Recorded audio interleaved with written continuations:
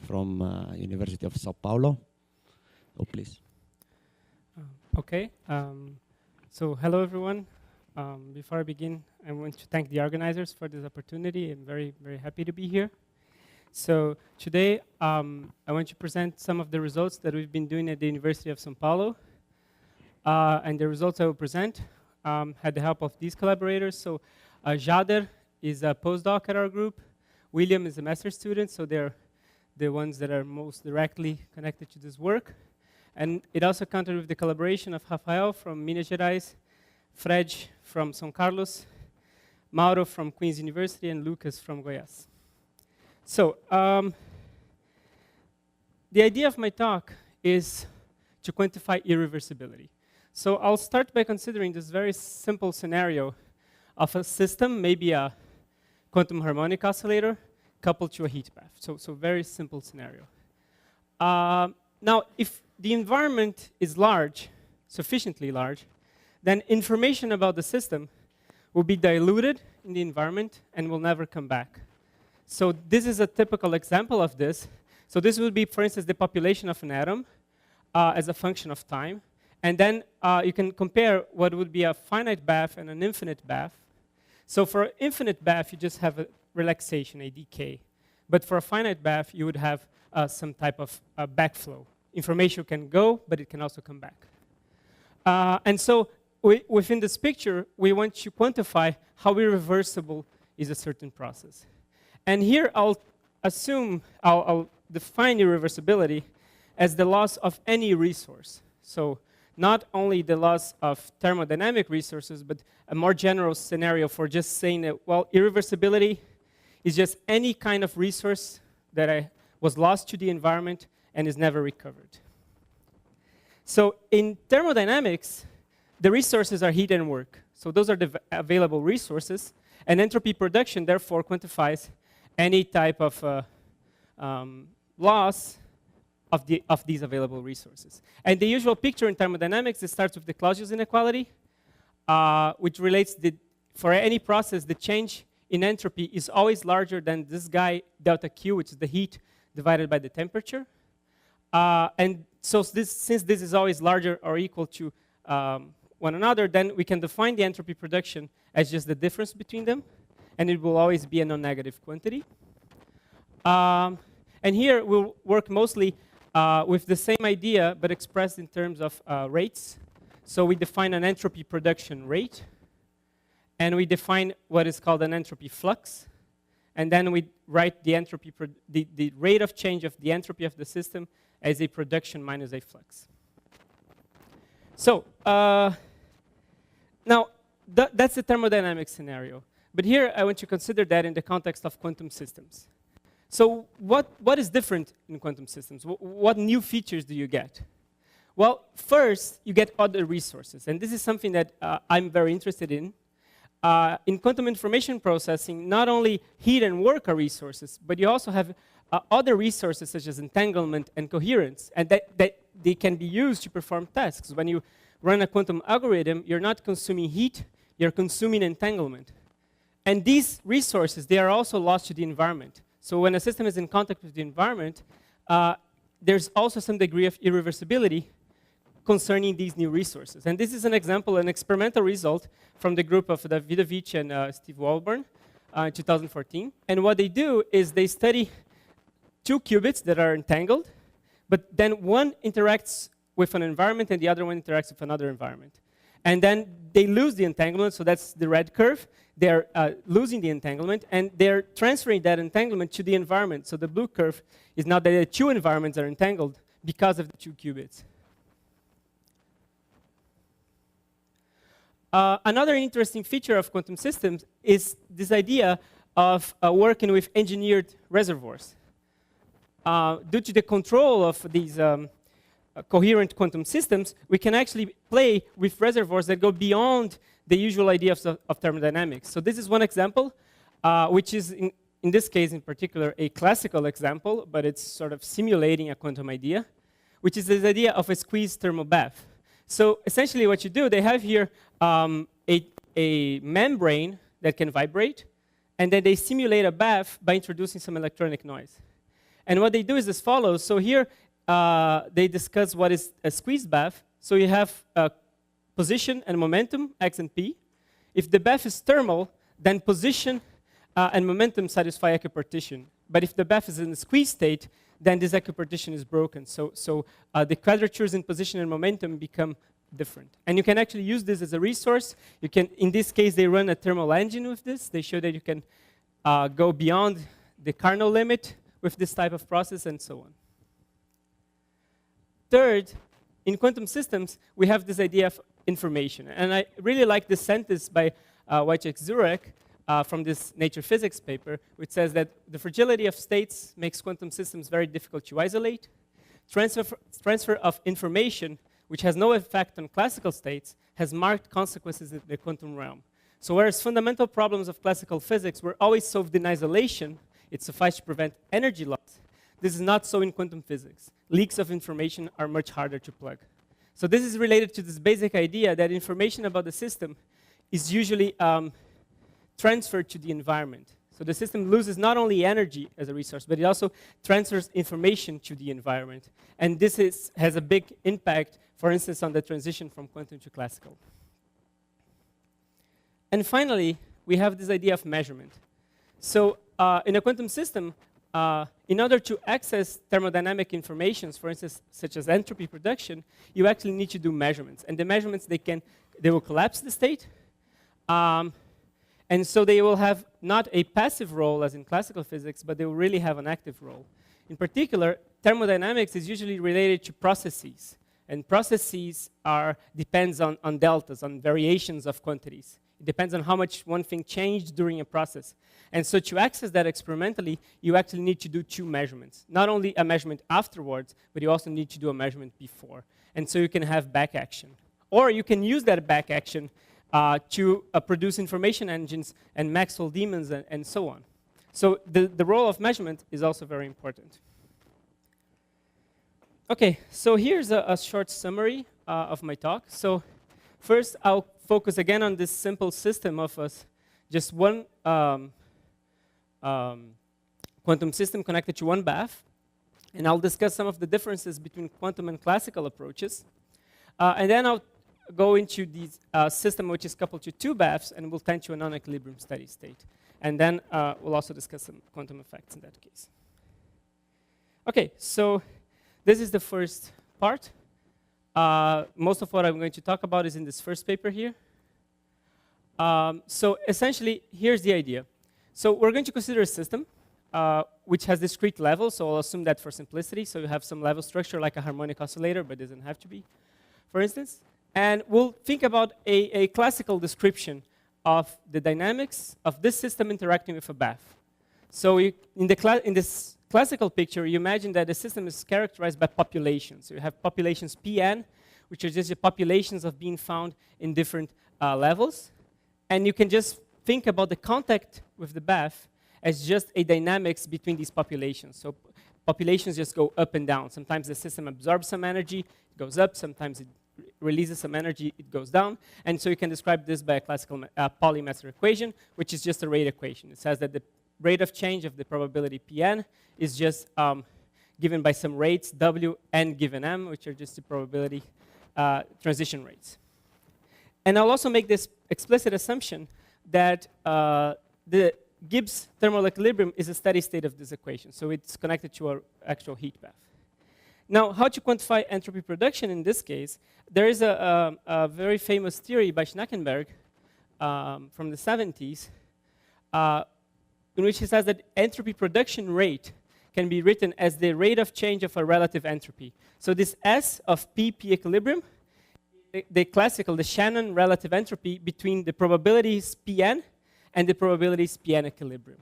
So this has a very interesting idea, which is related to the fact that the bath is trying to impose some populations in your system. You have this Pn equilibrium, which are the populations that the bath wants your system to have, and the system has some other populations, P, and it's adjusting to it. And this process of adjusting populations is irreversible.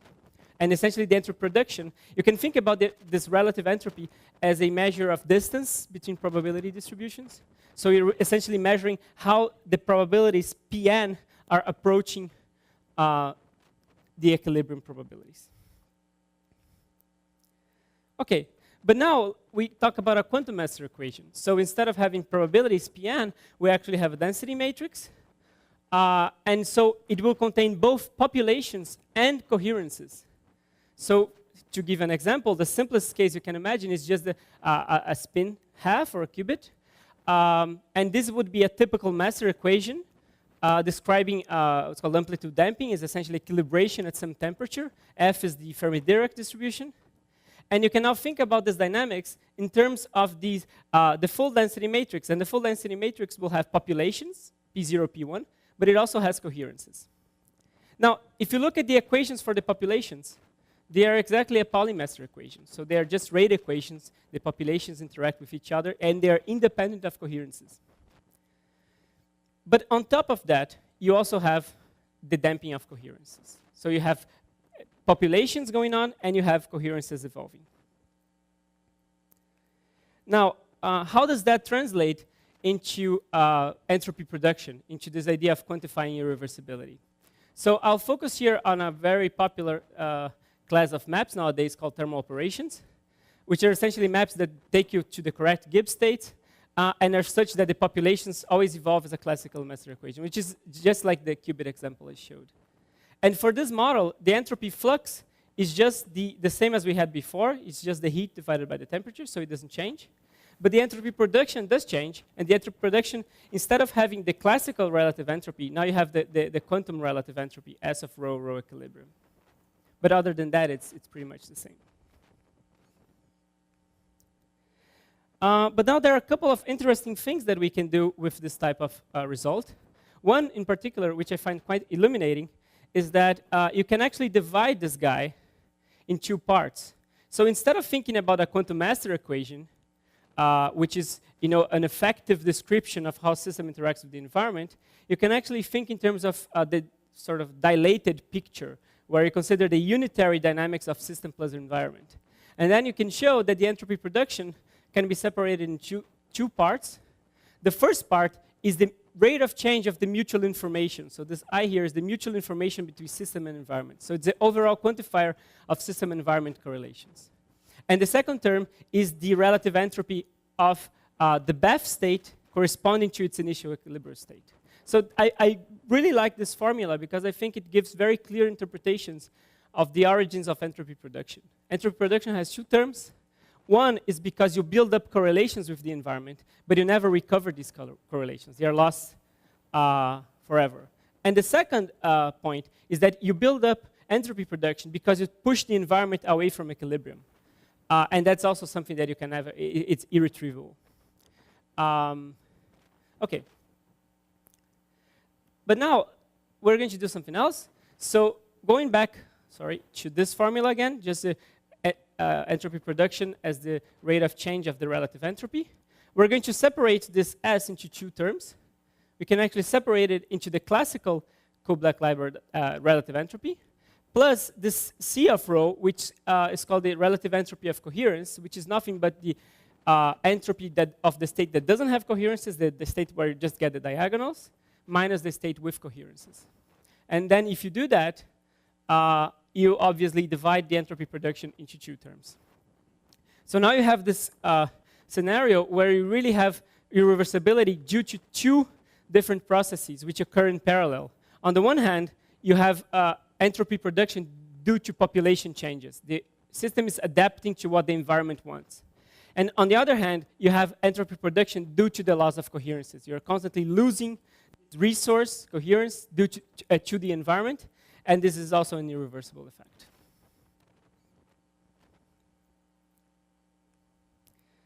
Okay. Another thing we can do in the same context is to discuss it from a stochastic level, from a stochastic point of view, in terms of quantum trajectories. So a quantum trajectory, we always think about it in terms of these two-point measurement scheme, which is the idea is that you have a system and an environment, and you measure them before you start the evolution. Then you put them in contact, and then they will end up in an entangled state, but then you measure them again. So that's the typical protocol for accessing entropy prediction. And this is a very delicate subject because the point is that entropy prediction is not an observable of the system. There are many theories where you can actually relate entropy prediction to observables. For instance, on Sagar's theory, you relate entropy prediction to the currents and so on. But in general, entropy prediction is not an observable. And so to access it, you actually need to measure the system. But since it's a process, you need to measure it before and after. So here's a little bit how it would go. And this is perhaps the most technical part, so I promise it will end quickly. I start with a system in an arbitrary state. So I say nothing about what's the state of the system. I just say that psi alpha is the eigenstates of the system, and p alpha are the eigenvalues of the density matrix. And I start the environment in a thermal state.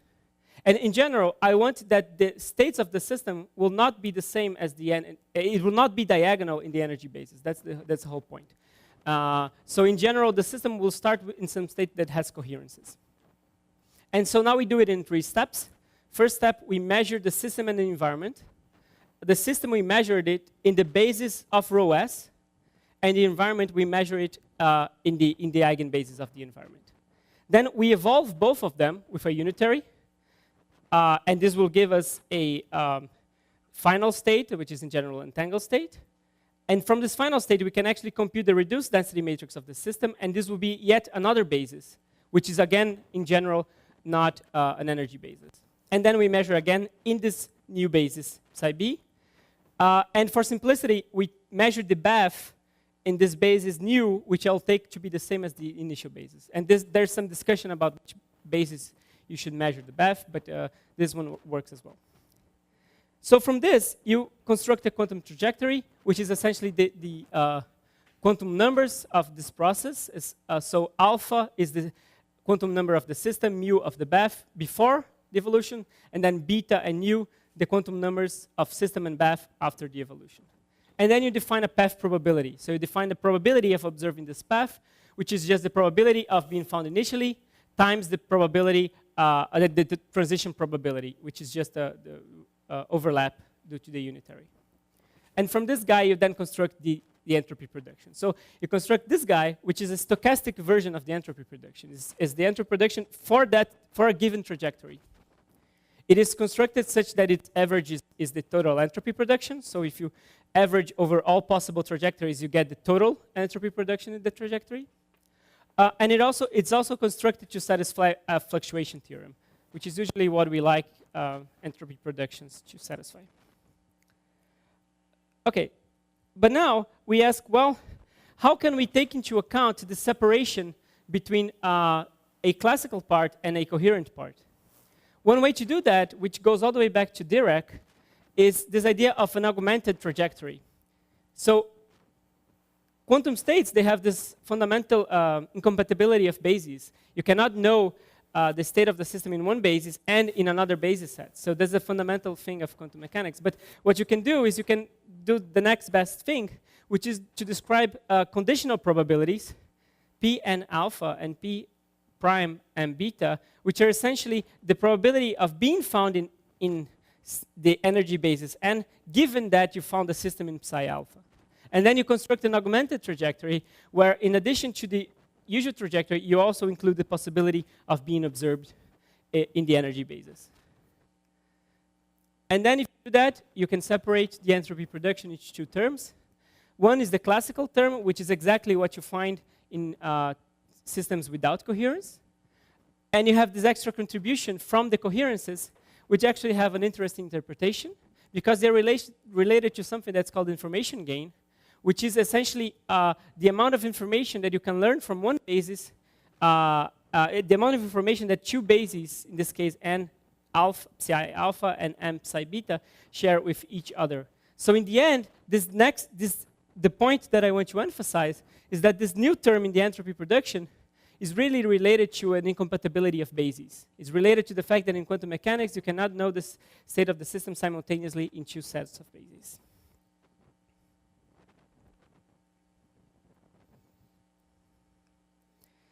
Okay, so now I arrive at the second part, which is the study of non-equilibrium steady states. So the scenario here is you have a system, cold bath, hot bath, you let it relax, it will relax in general to a non-equilibrium steady state, which has some current. So there will be some current of heat flowing from hot to cold.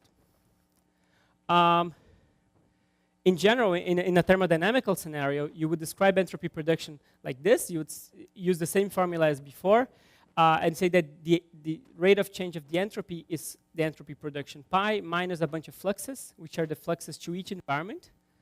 And then in the NES, in the non-equilibrium steady state, ds dt is 0 because it's a steady state, but this doesn't mean that these guys are 0. It just means that they are equal and positive. So as long as you're out of equilibrium, pi is larger than 0. And then if the two baths are at the same temperature, then you reach equilibrium, and the entropy production is 0. Okay. But now I want to discuss a little bit a search that we've been doing for looking at non-equilibrium steady states in quantum systems. In particular, in these more controlled quantum systems where you can actually access multiple features such as coherences and entanglement and so on. In particular, I will talk about this idea of driven-dissipative systems. So the first system that I want to talk about is optomechanics. So optomechanics is clearly a non-equilibrium steady state. The idea is as follows. You have a cavity, an optical cavity. So these two bars here are mirrors. But one of the mirrors is actually connected by a spring. So the mirror on the right can vibrate. It's just like a vibrating mirror. Oops, sorry. Yeah. And the mirror on the left, on the other hand, it's semi-transparent. So you have these arrows, which means we're injecting light. Right? Here's a typical experimental realization of this. You have like a membrane that you make using lithography on a film. And you engineer this tiny cavity, so the circle is like a cavity, and then you shine light like this. The light stays trapped on this cavity, and there's an interaction between the light that is confined in the optical cavity and the mechanical vibrations. The typical Hamiltonian for this is something like this. You have usually we assume there's only one mode of the electromagnetic field in the cavity, so you have a dagger A here.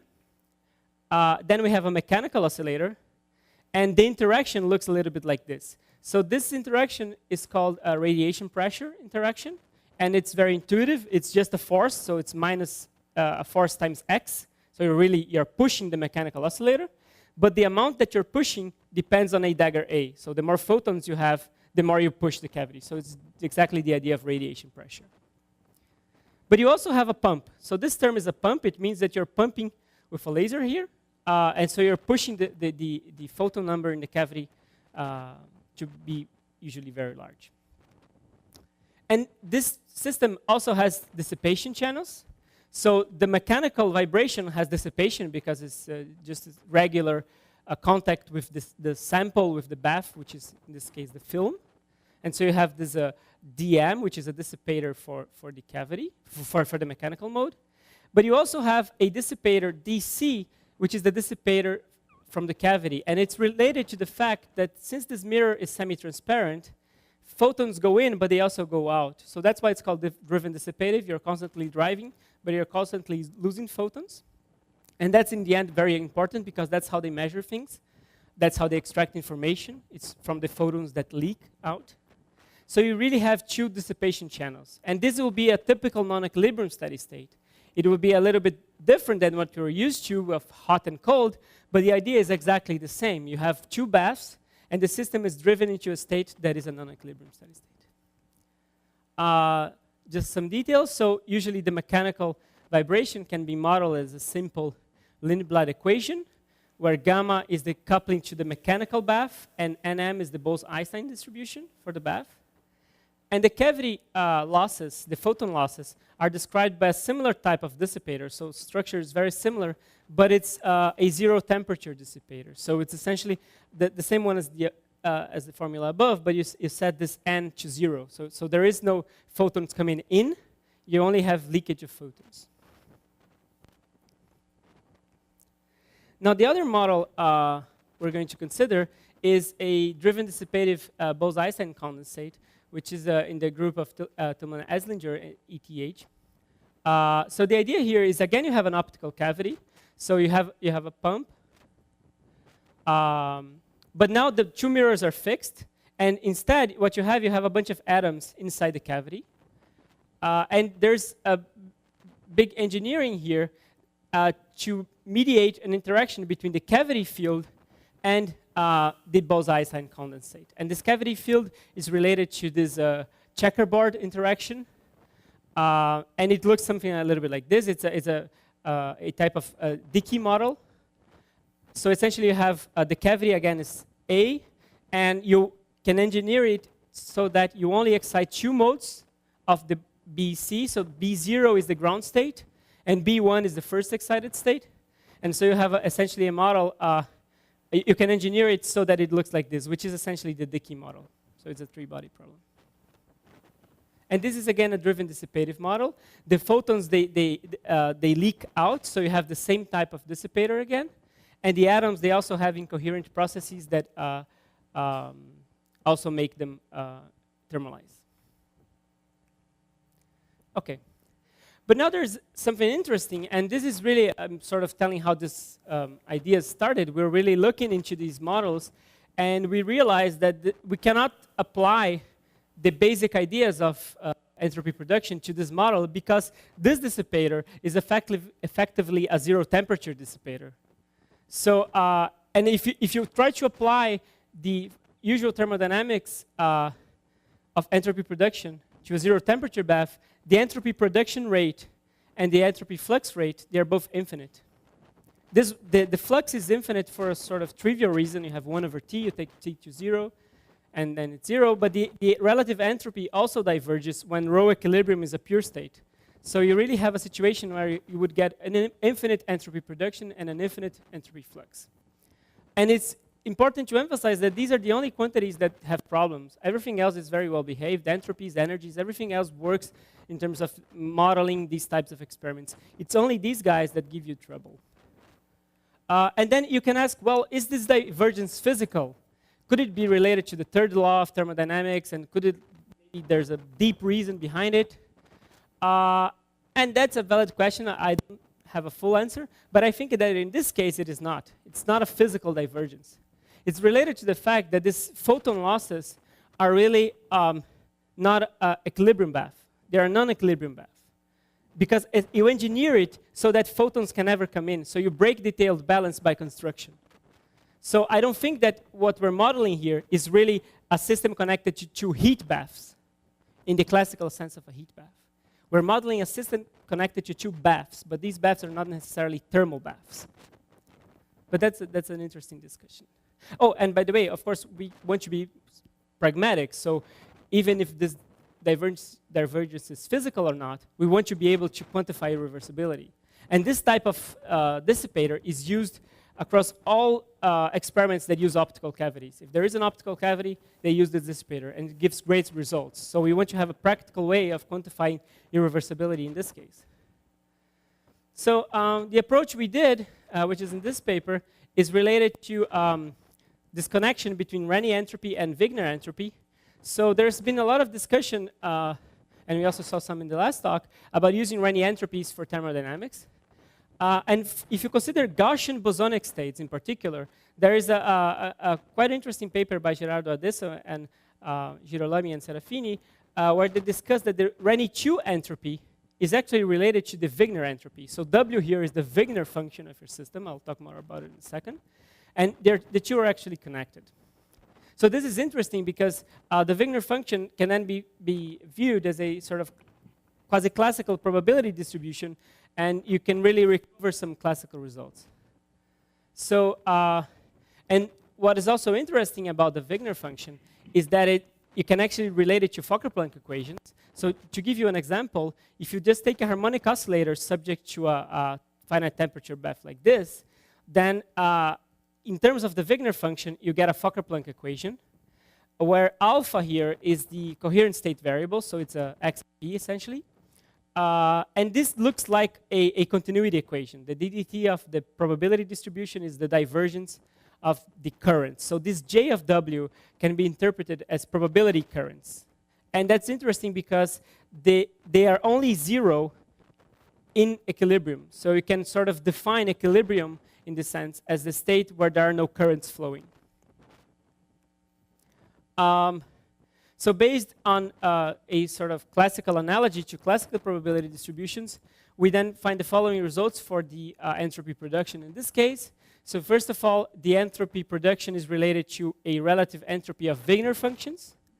And it's also interestingly related to occurrence. So we can think about the entropy production as being a sort of average of these currents. So the currents are the microscopic guys generating irreversibility, and you average them to get the entropy production. And the entropy flux, on the other hand, is given by this very simple formula, which is just the heat rate divided by this quantity, omega n plus 1/2. And that's kind of cool, because omega n plus 1/2 is approximately the temperature for classical systems, for large temperatures.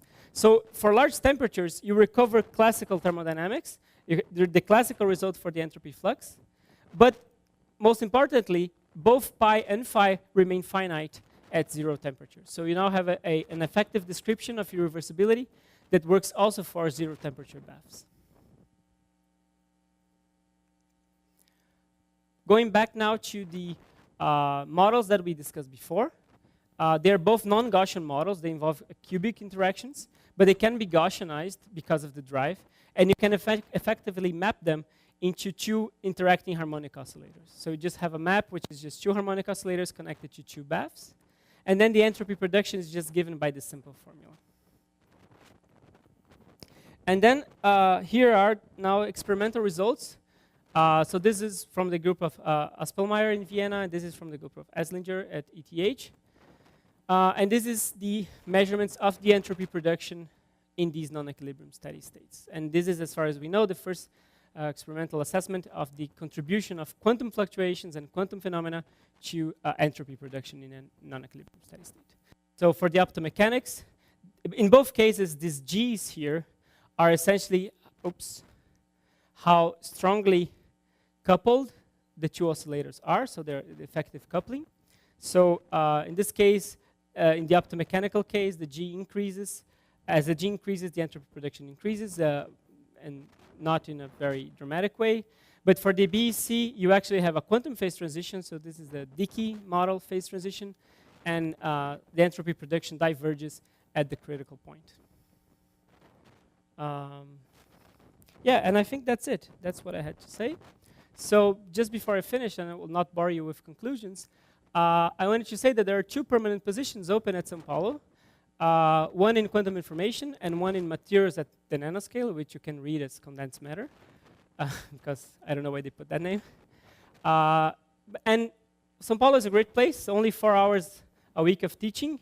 There's a large number of students available, and good funding from the São Paulo Funding Agency. So if you're interested in learning more about these permanent positions, get in contact with me. I'd be very happy to explain. So thank you very much.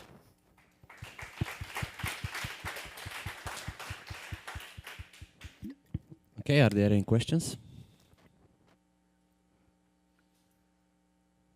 Okay. Sorry, naive question about the WIGNER entropy. I thought the WIGNER function is not always positive. Yeah, I forgot to mention that, sorry. So for Gaussian states, it is. So we're considering only Gaussian states, and for Gaussian states, it's always positive. So you'll never run into trouble, yeah. Okay, but then we cannot push this too far. No, this is restricted for Gaussian states, yeah. So very simple. Can you relate this entropy production to transport coefficients? Yeah, you can. I didn't show results because William is the master student doing that, but you can really do a full Onsager theory for this. Even if you have more than one type of transport, like heat and particles and so on, so you can do the full sort of relation to transport coefficients. So which one? And is there some correspondence? I don't know, like transport coefficient only are related to the classical part, or no? Yeah, that's a very good question. So we're sort of I don't have a good answer to be honest, but that's a very interesting question to see in terms of transport. What are the quantum contributions? At this point, we don't have a good answer. Yeah. More questions? Okay, I have one quick question. So about this Lindblad bath zero temperature problem that you mentioned with infinite entropy production. So there is this Redfield bath, which it's kind of designed to thermalize your system. So if you were to use the Redfield description, does this solve your problem? No, it wouldn't. So in this case, since it's only a single harmonic oscillator, you can move around as much as you want, but as long as there is zero temperature, both will give problems, the same type of problems. Yeah. We tried looking into Redfield, but it doesn't solve. As long as you push for zero temperature baths, you don't solve the problem. Yeah. And also another comment, from the experimental point of view, the guys, they really like this one. And they can really use this type of description for the experiments, and it describes very well the data. So the experimentalists would say that you have no need for Redfield in this case, but yeah, we tried that. Yeah. Okay. Okay, any questions? No? Otherwise, let's thank the speaker again.